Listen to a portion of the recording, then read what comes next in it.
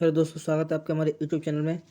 और आज से हम रेलवे ग्रुप डी के लिए साइंस को देखेंगे। यूथ पब्लिकेशन का रोज़ डेली कम से कम 25-50 क्वेश्चन करके, जो कि है एक लंबा मैराथन क्लास ले जिसे बहुत जल्दी खत्म कर दिया जाएगा, क्योंकि ग्रुप डी की एग्जाम डेट कभी भी घोषित हो सकती है। ठीक है दोस्तों, तो स्टार्ट किया जाता है। देखिए, तो भार की एसआई इकाई क्या है? तो भार की एसआई की दोस्तों क्या होगी, आप बताइए। तो भार की एसआई की होगी आपकी न्यूटन। क्या होगी? न्यूटन। ठीक है। वो 1 किलोग्राम किसकी होती है? तो आपको किलोग्राम जो द्रव्यमान की एसआई इकाई है। ठीक है। और डाइन किसकी है?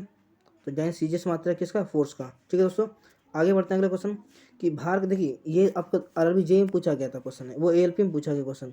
ठीक है। ये बोला भार की एसआई इकाई क्या है? तो अभी हमने बताया कि भार की एसआई इक्वल टू, भार की एसआई इकाई क्या होगी आपकी? यानी न्यूटन होगी। भार की इकाई क्या और क्या हो सकती है?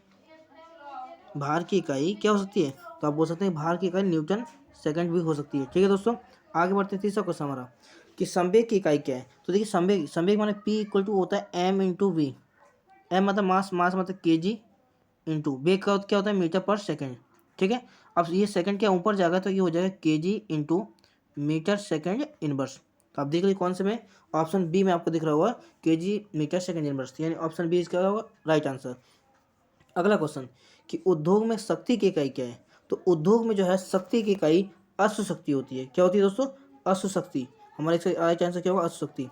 आगे देखते हैं कि ध्वनि को मापने के लिए कौन से एकक या यूनिट का उपयोग किया जाता है? तो ध्वनि को मापने के लिए किस इकाई का यूज किया जाता है? तो आप कहेंगे डेसिबल का यूज किया जाता है। डेसिबल।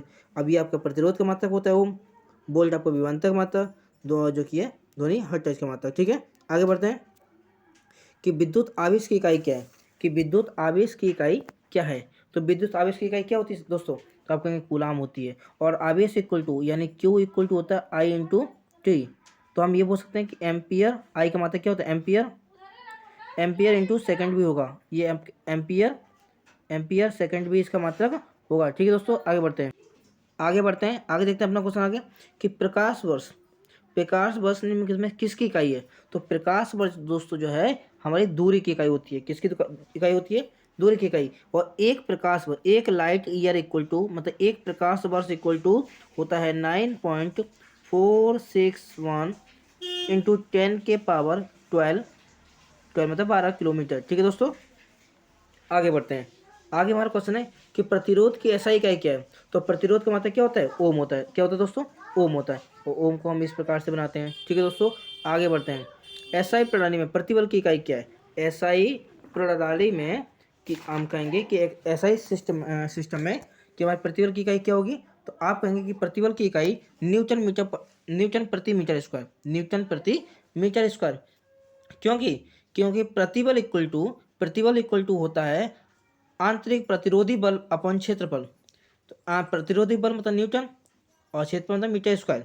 ठीक है, आगे बढ़ते हैं दोस्तों कि विद्युत धारा की इकाई क्या है? तो विद्युत धारा की एसआई इकाई क्या होती है? एम्पियर होती है। इसका option A is the right answer. विद्युत धारा की एसआई इकाई क्या होती है? एम्पियर होती है। और जूल किसका है? तो आप कहें जूल जो है वर्क का है, ऊर्जा का है। कूलाम किसका? आवेश का है। वाट किसका है? विभवांतर का है। आगे बढ़ते हैं। आवेश की इकाई क्या है? देखिए क्वेश्चन ये रिपीट हुए हैं क्वेश्चन काफी आपके कि आवेश की एसआई इकाई क्या है? तो आप कहेंगे आवेश की इकाई क्या है? कूलाम है। क्या है? कूलाम है। ठीक है, आपके आवेश की इकाई क्या है? कूलाम है। अब देखिए ये लिखा है कि निम्न को मिलान कीजिए। तो चुंबकीय फ्लक्स घनत्व, तो चुंबकीय फ्लक्स घनत्व का मात्रा क्या होता है? टेस्ला होता है। यानी फर्स्ट का ए, फर्स्ट का ए। उसका स्वप्रेरण, स्वप्रेरण की जो कि यह मात्रक होता है हेनरी। क्या होता है? हेनरी होता है। और जो है चुंबकीय फ्लक्स का मात्रा होता है वेबर। तो यानी 1 का ए 2 का सी, ये रह दिया आपका, और 3 का बी, यानी option A is the right answer. ठीक है दोस्तों, आगे बढ़ते हैं कि निम्नलिखित में से किसकी इकाई ऊर्जा की इकाई के समान है? निम्नलिखित में किसकी इकाई ऊर्जा की इकाई के समान है?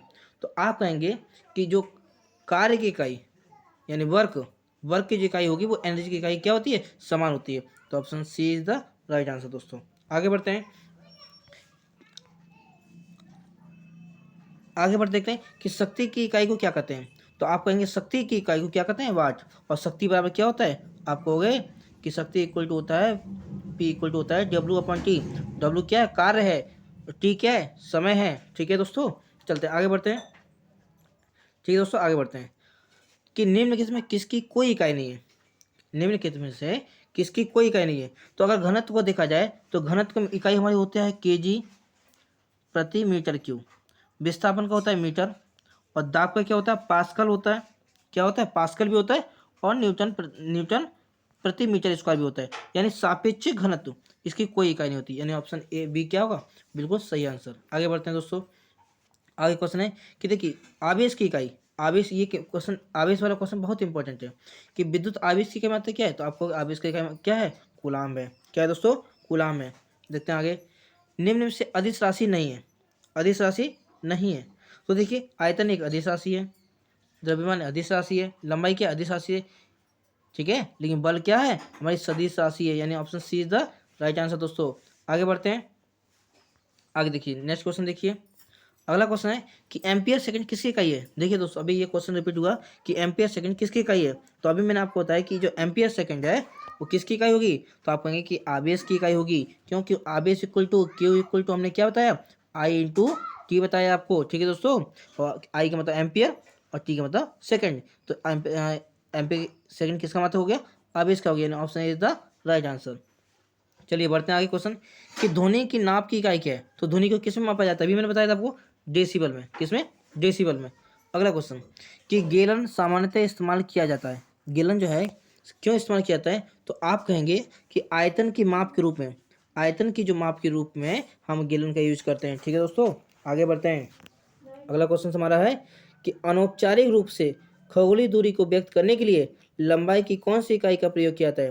तो अनौपचारिक रूप से खगोलीय दूरी को मापने के लिए, उसकी लंबाई को मापने के लिए हम प्रकाश वर्ष का यूज करते हैं, किसको, प्रकाश वर्ष को। और अभी हमने आपको बताया कि एक प्रकाश वर्ष इक्वल टू कितना होता है, तो आप कहेंगे कि 9.461 इंटू 10⁻12 किलोमीटर।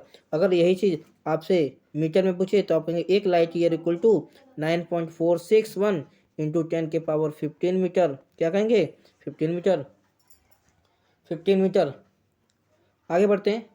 आगे बढ़ने कि रेजिस्टेंस, रेजिस्टेंस मतलब क्या होता है, प्रतिरोध, रेजिस्टेंस मतलब क्या होता है, प्रतिरोध। तो प्रतिरोध किसका मात्रक होता है, तो आप कहेंगे प्रतिरोध जो है ओम का मात्रक होता है।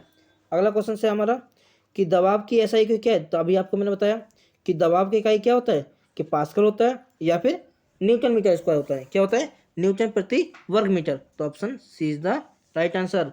अगला क्वेश्चन कि दाब का एसआई की मात्रा क्या है, तो आपने बताया आपको पास्कल होता है या फिर न्यूटन मीटर स्क्वायर होता है। तो न्यूटन मीटर स्क्वायर कहीं दिया ही नहीं, यानी आप कहेंगे पास्कल होगा, क्या होगा, पास्कल।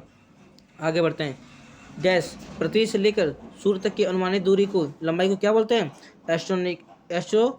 एस्ट्रोनॉमिकल यूनिट, यानी खगोलीय इकाई कहते हैं, ठीक है दोस्तों। तो ये था आज का हमारा सेशन जो कि एंड हुआ। अब अगले कल जो कि हम और क्वेश्चन लेके आएंगे आपके लिए। दोस्तों आप ये वीडियो ज़्यादा दोस्तों को शेयर करें जिसको सभी विद्यार्थी इससे क्या हो, लाभान्वित हो, क्योंकि ग्रुप डी की एग्जाम या NTPC CBT 2 की एग्जाम कभी भी घोषित हो सकती है। थैंक यू दोस्तों।